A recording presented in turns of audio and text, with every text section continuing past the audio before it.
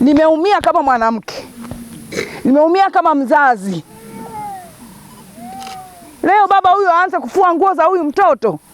Ni huzuni na majonzi ya kitawala wakati viongozi mbalimbali wakizungumza na wakazi wa mtaa wa Ikwete uliopo halmashauri ya mji wa Makambako juu ya sakata la mwanamke wa mtaa huu kumwachia mumewe watoto watatu akiwemo binti wa miaka 20 mwenye ulemavu wa viungo. Hapo ndugu zangu wanaume, sisi wanawake tumekosa. Maana mimi kama mwenyekiti wa UWT wilaya lazima niseme, ninaomba msamaha kwa niaba ya wanawake. Hatua hii imefuata ikiwa ni muda mchache tangu Ayo TV tuliporipoti tukio hili, ambapo baadhi ya viongozi wakiwemo wa jumuiya ya wanawake wa Chama cha Mapinduzi wilaya ya Njombe wamefika na kumtia moyo Imani Ngaile, huku wakiomba ndugu kumsaidia baadhi ya huduma zinazomhusu binti yake. Awali familia hii iliweza kutembelewa na kijana Bruno Njogolo, mwanafunzi wa masomo ya sheria, ambapo aliweza kutoa msaada mbalimbali ikiwemo kukarabati nyumba, ujenzi wa ukuta pamoja na choo ya kisasa kupitia michango aliyoipokea kutoka kwa wadau mbalimbali. Na nipongeze ofisi yangu ya UWT wilaya ya Njombe kwa kuchukua jukumu na kumchukulia hatua huyu mama mpaka mlipofikia. Lakini najua hatua zaidi zitaendelea kuchukuliwa. Hii iwe fundisho. Akina mama, tuna mabinti wapo majumbani mwetu. Tukae nao, tuzungumze nao. Inawezekana leo liko kwa huyu lakini kesho likawa kwa mwingine. Huyu mama anachokitengeneza ni kutafuta laana. Hakuna mtu aliyemlazimisha kumzaa huyu mtoto, yeye alihiari mwenyewe. Leo unafika mahala unamtupa mtoto. Tusifanye hivyo akina mama wenzangu. Mama mimi ninachojua huwa anakufa na watoto. Hata unapopigwa nyumbani mama unakimbia na watoto. Leo unamtelekezea mwanaume mtoto, binti ambaye tayari ameshabalee. Ni aibu. Kila mwanamke aseme ni aibu. Mwambie mwenzio hii ni aibu. Na siwezi kuifanya.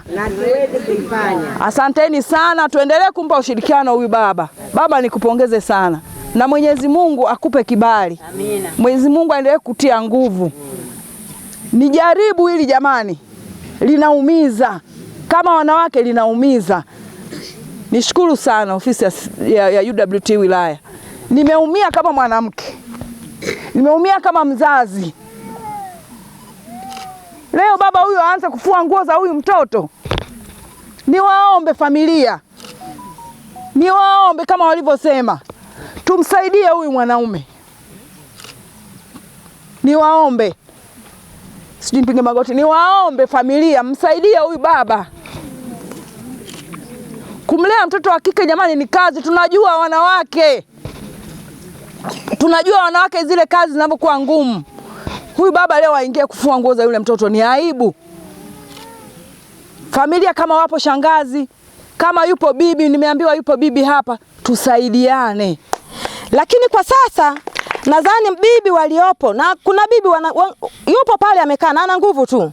Mimi nilikuwa nikimwambia bwana, haya ile umeyapokee na mtoe. Mimi wanaume siku hizi siamini hata kama awe ni mume wangu ndani ya nyumba.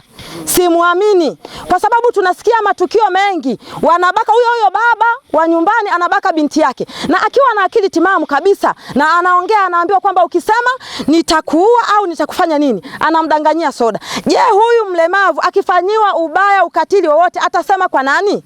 Na bibi tupo tunaangalia. Kweli tunashukuru kwa kweli serikali kulitambua hili pamoja na chama. Bwana Imani Ngaile amepata changamoto kubwa sana. Yule huyu mtoto na tumekaa naye sana yule mama ni katili hatari. Amempiga sana huyu mwanaume Bwana Imani Ngaile.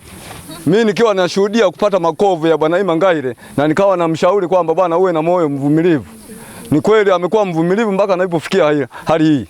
Mimi ninachoomba tu serikali kama inawezekana huyu mama iwe funzo kwa watu wengine. Turudi kwa Mama Queen tukasema Mama Queen tunaomba utambue huyu mtoto sio wa babako mdogo wala wa mamako mdogo wala wa mamako mzazi. Ni wa wewe na Imani Ngaile. Tunaomba shusha moyo wako, chukua mtoto wako ukae naye.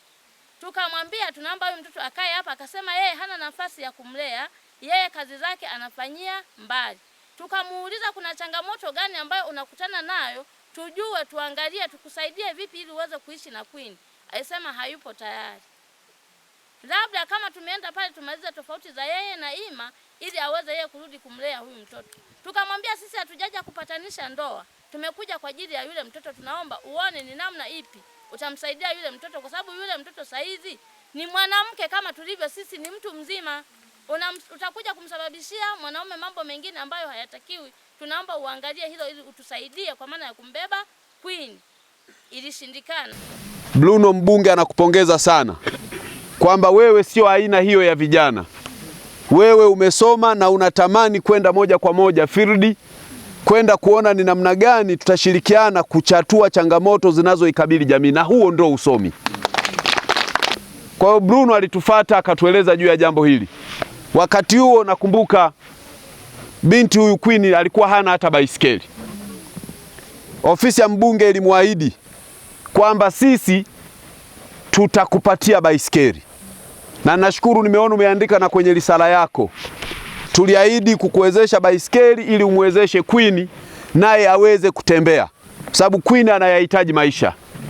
Hiyo ndio ilikuwa ahadi ya mbunge wenu kushirikiana na ninyi Wanaikwete. Kuna kina mama wa namna gani kama kweli kina mama hawa ndio wanaotetewa 50 kwa 50. Wanatetewa haki zao, wanaonekana wao ndio walikuwa wananyanyasika. Leo inawezekanaje ulimwengu unataka kugeuka akina mama wawe wanyanyasaji? Akina mama wote kwa pamoja tusikubaliane jambo hili.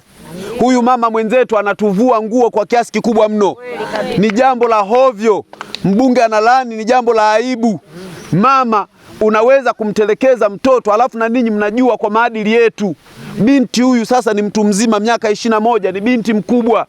Kweli aogeshwe na baba? Hebu niambie ninyi akina mama, aogeshwe na baba kweli binti mwenye miaka 21? Asafishwe na baba? Huyu mama amewavua nguo kwa kiwango cha juu mno. Ni jambo la hovyo, sote tunapaswa kulilani. Na ombi langu leo, kama mpo ndugu akina Ngaile, najua huyu Ngaile ana mashangazi, ana akina bibi. Ndugu zangu, mliangalie kwa upana. Kumwachia baba naona bado haikai sawa. Tueni na saa, tuwalinde wanaume. Wanaume wanakufa kuliko wanawake. Wanaume wanakuwa na muda mfupi wa kuishi. Mwanaume anatakiwa kulinda.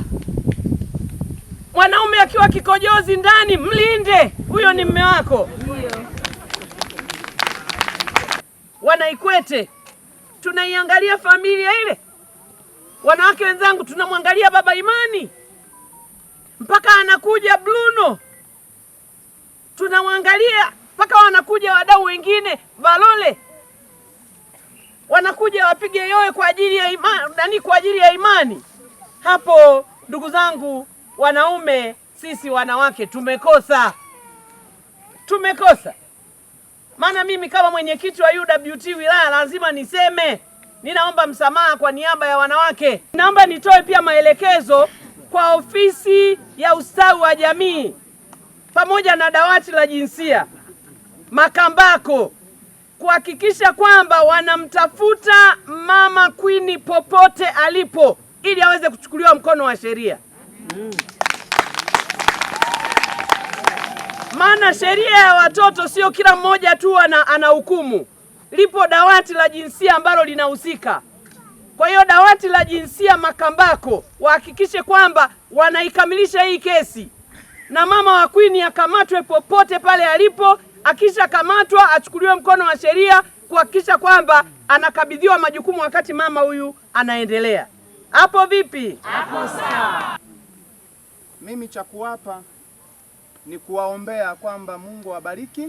Hii ni ripoti ya Ayo TV kutoka kwa familia hii iliyopo hapa mkoani Njombe. Na mimi ni Amiri Kilagalila.